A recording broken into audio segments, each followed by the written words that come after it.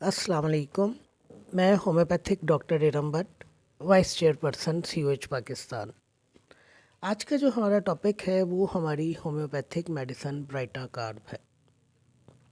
आज मैं आपको ब्राइटा कार्ब के क्लिनिकल यूजेस बताऊंगी। एक पॉलीक्रेस्ट रेमेडी है और कुछ इमराज के लिए बेहद शोहरत रखती है। जिन इमराज के लिए शोहरत रखती है उनमें एक तो ये टॉन्सिल्स के लिए शोहरत रखती है, दूसरे बच्चों के हवाले से इस दवा की बहुत ज़्यादा शोहरत है, तीसरे ऐसे अफराद जो बुढ़ापे की हदों में दाखिल हो गए, जो ज़ईफ़ी की उम्र में दाखिल हो गए, उनके लिए इस दवा की शोहरत है, चौथे इस दवा को कद बढ़ाने के लिए बहुत ज़्यादा शोहरत हासिल है। तो आज मैं आपको ब्राइटा कार्ब के क्लिनिकल यूजेस बताऊंगी कि क्लिनिकली हम ब्राइटा को किन इमराज में इस्तेमाल करते हैं या क्लिनिकली ब्राइटा कार्ब जो है ज़्यादातर किन इमराज में इस्तेमाल होती है। वजह शोहरत तो मैंने आपको एक ही जुमले में बयान कर दी और अगर आप चाहें तो आप इस बुनियाद पर भी ब्राइटा कार्ब को इस्तेमाल कर सकते हैं। तो क्लिनिकली मैं आपको बताती हूँ कि ब्राइटा को हम कहाँ यूज़ करते हैं। ब्राइटा कार्ब की एक जो मेन ख़ासियत है या मेन करेक्टरिस्टिक है वो ये कि ब्राइटा कार्ब छोटे बच्चों और बड़ी उम्र के अफराद में यकसा तौर पर इस्तेमाल होती है।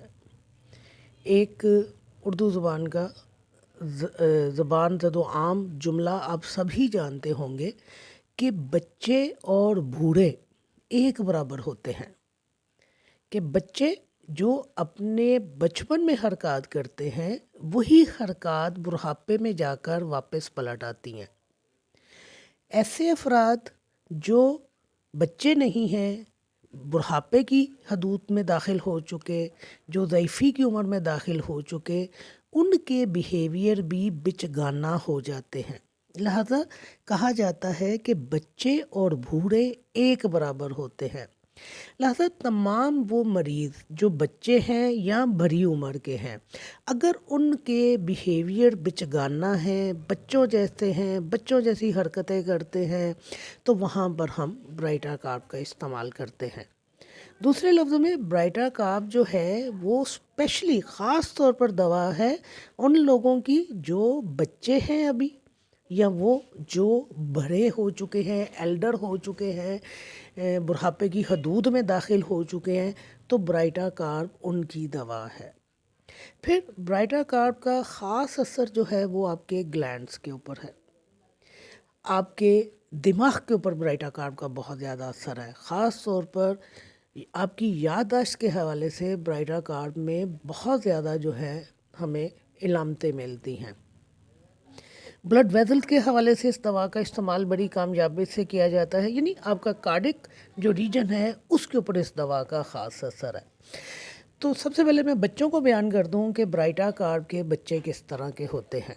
तो ब्राइटा कार्ब के बच्चे जो होते हैं वो रिटार्डेड होते हैं। रिटार्डेड कहते हैं रुक जाना, किसी चीज़ का डेवलप ना करना, ग्रोथ ना होना। और ब्राइटा के बच्चे जो हैं फिज़िकली भी रिटार्डेड होते हैं और मेंटली भी रिटार्डेड होते हैं। इस फिज़िकली रिटार्डेड की बुनियाद पर ब्राइटा कार्ब को कद लंबा करने की अदविया में शामिल किया जाता है कि ऐसे बच्चे, ऐसे नौजवान लड़के लड़कियां जिनके कद जो हैं वो छोटे रह गए, तो हाँ ब्राइटा कार्ब को कद बढ़ाने की दवा के तौर पर इस्तेमाल किया जाता है। इसी तरह वो बच्चे जो मेंटली वीक होते हैं, जो ज़हनी तौर पर नशोनुमा नहीं पा सकते हैं, जिनकी ज़हनी नशोनुमा उनकी एज के मुताबिक नहीं होती है, वहाँ पर भी ब्राइटा कार्ब को इस्तेमाल किया जाता है। फिर ब्राइटा कार्ब सिर्फ फिज़िकली रिटार्डेड बच्चों में इस्तेमाल नहीं होती, अगर किसी एक स्पेसिफिक ऑर्गन की भी डेवलपमेंट ना हो रही हो, ग्रोथ ना हो रही हो, तो वहाँ भी ब्राइटा कार्ब को इस्तेमाल किया जाता है। ब्राइटा कार्ब के जो बच्चे हैं मेंटली डल होते हैं, कमज़ोर होते हैं, याददाश्त के हवाले से इनमें बहुत सारी ख़राबियाँ पाई जाती हैं, इनमें लर्निंग एबिलिटीज़ नहीं होती, यानी ये दिमागी तौर पर वीक होते हैं, डल होते हैं, याद नहीं कर सकते, इनमें लर्निंग पावर नहीं होती है, चीज़ों को याद नहीं रखते, भूल जाते हैं। لانگ ٹرم جو میموری ہے ویک ہوتی ہے، یعنی کہ لانگ ٹرم جو میموری آتی ہے جس میں بچے کچھ بھی یاد نہیں رکھ پاتے ہیں، وہ بھی ان کی کمزور ہوتی ہے۔ پھر برائٹا کے بچے جو ہیں دیر سے بولنا شروع کرتے ہیں، ان کی بات چیت میں ربط نہیں ہوتا، دیر سے چلتے ہیں، دانت دیر سے نکلتے ہیں، اپنی توجہ کسی چیز کے اوپر مرکوز نہیں کر سکتے، کمیونیکیشن پرابلمز ان کے اندر پائی جاتی ہیں۔ ایسے بچے جو ہیں وہ کسی کے ساتھ کھیلنا بھی پسند نہیں کرتے اور کسی ایک کونے میں بیٹھنا جو ہے وہ زیادہ بہتر کرتے ہیں۔ دیر سے میچور ہوتے ہیں، یعنی ان کی میچورٹی جو ہے وہ جس عمر میں بچوں کو میچور ہو جانا چاہیے، جس عمر میں بچے سمجھ بوجھ سے کام لینا شروع کر دیتے ہیں، ان کی میچورٹی جو ہے وہ لیٹ آتی ہے۔ اور اس کے علاوہ یہ لوگ اپنی ذمہ داریوں کو وقت کے اوپر نہیں سنبھالتے۔ ظاہر ہے جب میچور لیٹ ہوں گے تو ذمہ داریوں کا احساس بھی دیر سے ہوگا۔ ان کی گروتھ جو ہے، جو مینٹلی یا فزیکل جو ان کی گروتھ ریٹارڈڈ ہو جاتی ہے، وہ کسی ٹراما کی وجہ سے بھی ہو سکتی ہے، شوق کی وجہ سے بھی ہو سکتی ہے، یا کسی ویکسینیشن کے رد عمل کے طور پر بھی ہو سکتی ہے۔ ان بچوں کے اندر جو ہے خود اعتمادی کی بے حد کمی پائی جاتی ہے، بے وقوف قسم کے ہوتے ہیں، احمق ہوتے ہیں، یعنی چہرے سے ہی آپ کو لگے گا کہ کوئی احمق بچہ ہے۔ گلینڈز کی خرابیوں میں بہت زیادہ مبتلا ہوتے ہیں، خاص طور پر ٹونسلز جو ہیں ان کے بہت زیادہ متاثر ہوتے ہیں۔ ہر دفعہ سردی لگتی ہے تو ان کے ٹونسلز جو ہیں سویل کر جاتے ہیں، انڈیوریٹڈ ہو جاتے ہیں، یعنی ان میں سختی پیدا ہو جاتی ہے۔ اور اس کے علاوہ ٹونسلز کے حوالے سے جو ایک خاص چیز ان میں پائی جاتی ہے کہ ان میں پس پائی جاتی ہے، سپوریشن پائی جاتی ہے، باقاعدہ آپ کو پس کے جو ہے نا وہ اندر سپاٹس نظر آئیں گے۔ آپ بچے کا منہ کھلوائیے، خلق دیکھیے اس کے، آپ کو ٹونسل سوجے ہوئے نظر آئیں گے، سویل کیے ہوں گے، ہارڈ دکھیں گے، اور ان کے اوپر باقاعدہ آپ کو پس پڑی ہوئی یا پس سپاٹس آپ کو نظر آئیں گے۔ تو یہ برائٹا کارپ کے بچے ہیں۔ ویسے تو میں نے جتنی ان کی وہ بیان کی ہے نا خوبیاں مینٹلی، ان کو ہم ڈاؤن سنڈروم بھی کہتے ہیں، کہ اس میں بھی لرننگ ایبیلٹیز جو ہے نا وہ نہیں بچے میں پائی جاتی۔ اگر ان ساری باتوں کو میں ایک لفظ میں بیان کرتی کہ میں کہتی کہ بچے جو ہیں ڈاؤن سنڈروم کا شکار ہوتے ہیں، تو ذہنی جتنی بھی میں نے علامات بیان کی ہے کہ دیر سے چلتے ہیں، دیر سے بولتے ہیں، دانت دیر سے نکلتے ہیں، میموری ویک ہوتی ہے، یادداشت اچھی نہیں ہوتی، احمق ہوتے ہیں، تو یہ ساری چیزیں پھر ڈاؤن سنڈروم میں آ جاتی ہیں۔ بالکل اسی طرح ایک ہمارا مرض آٹزم ہے، اس میں بھی یہی ساری چیزیں پائی جاتی ہیں جن کو میں نے تفصیل سے بیان کر دیا۔ میں چاہتی تو دو لفظ بیان کرتی، ڈاؤن سنڈروم اور آٹزم کہتی، اور میں کہتی کہ یہ برائٹا کارپ کے بچے ہیں۔ تو میں نے ٹرمینالوجی استعمال نہیں کی، میں نے آپ کو ایلیبوریٹ کر دیا کہ برائٹا کے بچے کس طرح کے ہوتے ہیں۔ دوسری چیز جو برائٹا کے بچوں میں پائی جاتی ہے وہ یہ کہ یہ خنازیری مزاج بچے ہیں، یعنی ان میں غدودوں کی علامتیں بہت زیادہ پائی جاتی ہے۔ خنازیری مزاج کہتے ہیں وہ لوگ یا وہ بچے جن میں غدودوں کی علامتیں زیادہ پائی جاتی ہوں، جن کے غدود زیادہ متاثر ہوتے ہوں۔ تو دیکھیے ٹونسل جو ہیں ہمارے غدودوں میں شمار ہوتے ہیں، تو اس میں ٹونسلائٹس کا رجحان پایا جاتا ہے، بار بار ٹونسلائٹس کا مرض جو ہے پلٹ کر واپس آتا ہے۔ اور پھر ٹونسلز میں سپریشن کی جو ایک ٹینڈنسی ہے وہ بہت نمایاں طور پر پائی جاتی ہے، یعنی پس پڑنے کا جو رجحان ہے ٹونسل میں بہت زیادہ پایا جاتا ہے۔ پھر ان کے جو بچے ہیں ان کے پیٹ بھی جو ہے بڑے ہوتے ہیں، اور ان کی جو آنتوں کے گلینڈز ہیں میزنٹرک گلینڈز جن کو کہتے ہیں، وہ بھی سویل کیے ہوتے ہیں۔ اب ٹیسٹیکلز کا شمار بھی گلینڈز میں ہے اور اووریز کا شمار بھی گلینڈ میں ہے، لہذا بچے ہیں، بڑے ہیں، ان میں ٹیسٹیکلز اور گلینڈ کے حوالے سے بھی انڈیوریشن پائی جاتی ہے، صحیح طور پر ڈیولپ نہیں، جینیٹل آرگن جو ہے ڈیولپ نہیں کر پاتے ہیں، اور اووریز اور ٹیسٹس جو ہے ان کی ڈیولپمنٹ ڈیلیڈ ہو جاتی ہے۔ لہذا ایسے بچے یا ایسی بچیاں جن کے ٹیسٹیکلز یا اووریز کی ڈیولپمنٹ دیر سے ہو، اپنے وقت کے اوپر ڈیولپ نہ کریں، وہاں پر ہم برائٹا کارپ کو استعمال کرواتے ہیں۔ پھر بچوں میں، لڑکوں میں، یعنی کہ میں بات کرنے لگی ہوں، اگر ٹیسٹیکل جو ہیں وہ اسکروٹم میں نہ اترے، انڈیسینڈنگ ٹیسٹیکل جسے کہتے ہیں، تو وہاں پر بھی جہاں دوسری میڈیسن استعمال کروائی جاتی ہیں وہاں پر برائٹا کارپ کو بھی استعمال کیا جاتا ہے۔ یہ بات میں پہلے بھی آپ کو بتا چکی ہوں کہ پیدائش سے پہلے بچے کے یعنی لڑکے کے ٹیسٹیکل جو ہیں اس کے پیٹ میں ہوتے ہیں، پیدائش کے فوراً بعد وہ ٹیسٹیکل جو ہیں وہ اسکروٹم میں تھیلی میں آ جاتے ہیں، اور بعض اوقات ایسا ہوتا ہے کہ بچے کے ٹیسٹیکلز جو ہیں وہ اسکروٹم میں نہیں آتے ہیں، اور آپریٹ کر کے بچے کے ٹیسٹیکل جو ہیں انہیں اسکروٹم میں لایا جاتا ہے۔ تو برائٹا کارب ہماری وہ میڈیسن ہے جو ہماری دوسری ادویہ کے ساتھ استعمال ہوتی ہے جہاں پر انڈیسینڈنگ ٹیسٹیکل کا مرض پایا جاتا ہے۔ تو بچوں کے حوالے سے برائٹا کارب بہترین ادویات میں سے ایک دوا ہے۔ بس آپ یوں سمجھ لیجئے کہ احمق بچے، بے وقوف بچے، یہ ایسے بچے جن میں خود اعتمادی کی کمی ہو، ایسے بچے جو اپنی عمر کے ساتھ میچور نہ ہو، جن کی مینٹل گروتھ رک گئی ہو، جن کی فزیکل گروتھ رک گئی ہو، وہ بچے جو ہیں برائٹا کارب کے ہوتے ہیں۔ اب دوسری طرف پیراللی آ جائیے اس عمر کے اوپر جو پھر سے ایک دفعہ آپ کا بچپن واپس آ گیا، یعنی آپ بڑھاپے میں داخل ہو گئے، آپ بڑی عمر میں داخل ہو گئے، تو وہاں پر بھی پھر ہم برائٹا کارب کو استعمال کرواتے ہیں۔ اور وہاں کیا ہے، وہاں آپ کا بیہیویئر جو ہے بچگانہ ہو جاتا ہے، چائلڈش بیہیویئر۔ آپ کے گھر میں اگر کوئی ضعیف شخص ہے یا ضعیف عورت ہے یا آپ کے ماں باپ بڑھاپے کی حد کو پہنچ چکے ہیں، تو آپ دیکھیے کہ آپ کو ان کی چھوٹی چھوٹی باتوں پہ غصہ چڑھنا شروع ہو جاتا ہے۔ اب اس غصے کی وجہ کیا ہے؟ اس غصے کی وجہ یہ ہے کہ آپ کے نزدیک آپ کے ماں باپ وقت گزرنے کے ساتھ ساتھ ان کو عقل مند ہونا چاہیے، ان کو باشعور اور سمجھدار ہونا چاہیے، لیکن جیسے جیسے وقت گزر رہا ہے ان کی سمجھ بھی کم ہو رہی ہے، ان کا شعور بھی کم ہو رہی ہے، اور آپ انہیں اکثر یہ جملہ کہتے ہیں کہ بچوں والی باتیں نہ کریں، آپ کس طرح کی باتیں کر رہے ہیں۔ تو بڑھاپے میں آ کر انسان جو ہے پھر سے بچہ بن جاتا ہے۔